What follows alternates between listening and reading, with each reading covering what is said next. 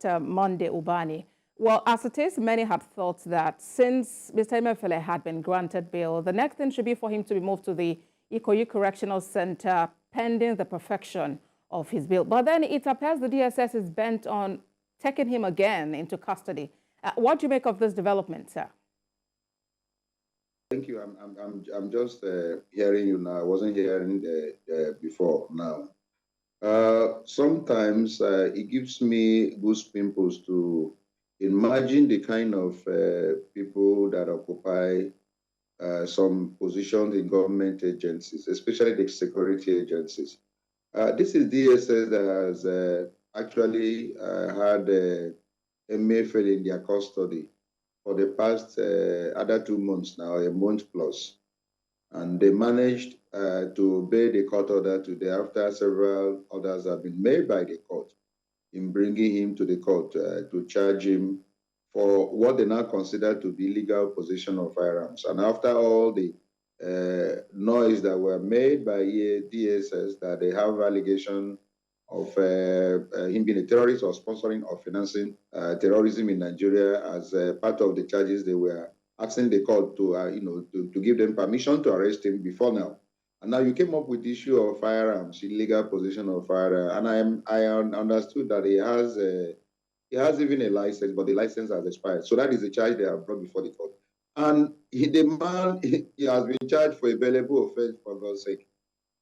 He's charged for a bailable offense, and the court has granted him bail, and you are still hanging around in order to rearrest him. So you begin to wonder, these people that man these agencies, are they normal? Are they okay? Is there any problem that the moment you are given, an appointment later as a DSL or police and all that, then you are no longer a human being. You don't really reason like a human being anymore. Because I'm feeling offended in the spirit that this is a man you've been with him. You are custody for the past 1.5 months or 2 months, and you are the one who brought him to court today. And you are waiting now to rearrest him, according to you, for further investigation. What kind of nation are we running? What kind of government are we running, for God's sake? What's going on? Okay, so Dr. Ubani, let's put this in perspective. What form really should all of this have taken? What should have been the standard procedure?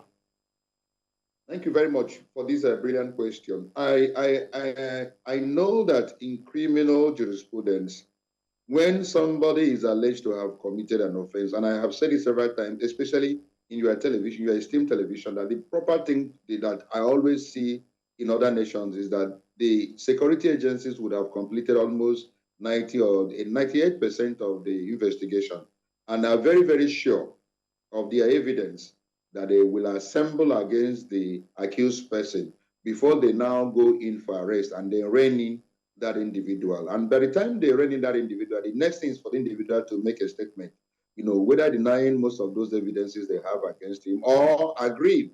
And then 24 hours, they charge the person to court.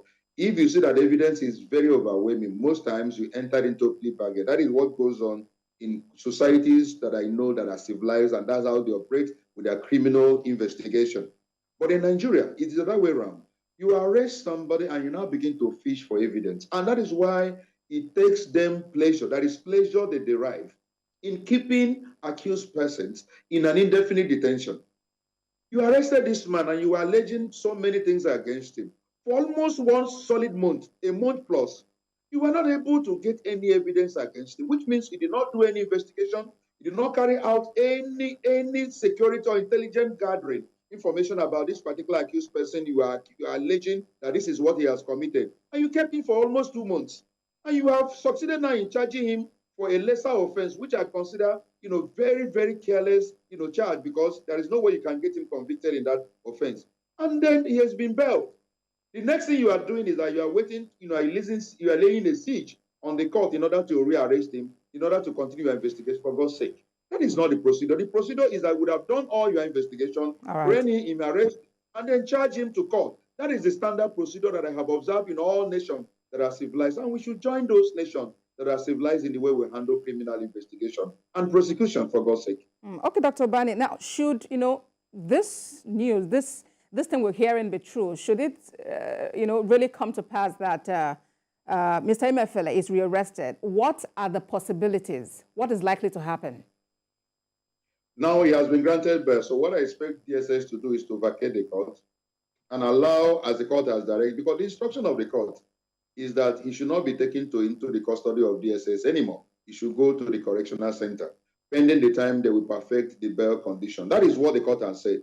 And so if we have we are operating democracy, and we have a democratically elected president, in operation, in governance, for God's sake, you have to obey that court order unless you appeal against it or set aside. That order has not been set aside. So what kind of lesson do DSS want to teach Nigerians and the entire nation that is watching this by rearresting him contrary to the court order?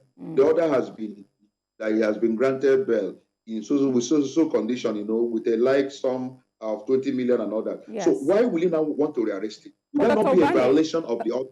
Okay, Dr. Ubani, as it is, that is likelihood. I mean, that there's a probability that would happen based on what our correspondent who is on ground there has said. And she's also mentioned that his counsel are saying they would remain in the courtroom and refuse to come out.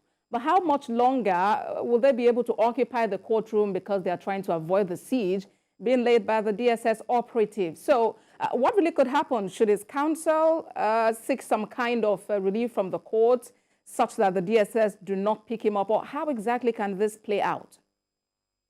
I think the court was making them to know that the court has become functus official after that order has been. So the court expects that in any civilized clime, that the best thing to do is to comply with the court order.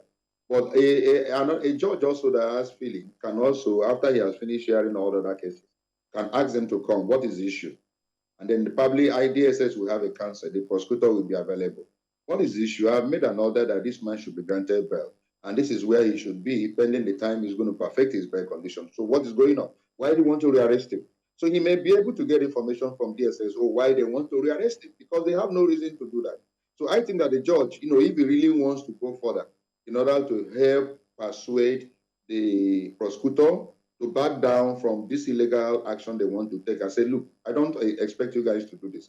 And probably give them a stern warning that, please, I have made an order and try to comply with this order. That is what I expect the judge. But if he doesn't do it, he's functional official. He has made his order. What I expect now the DSS chair, director general, whatever his name is called, is to call his boys to order and say, please, vacate the court. The order has been made. Let him go. And then let us go and prosecute him, because you have brought the charge before the court. So all right, Dr. Mind now is how to prosecute and get.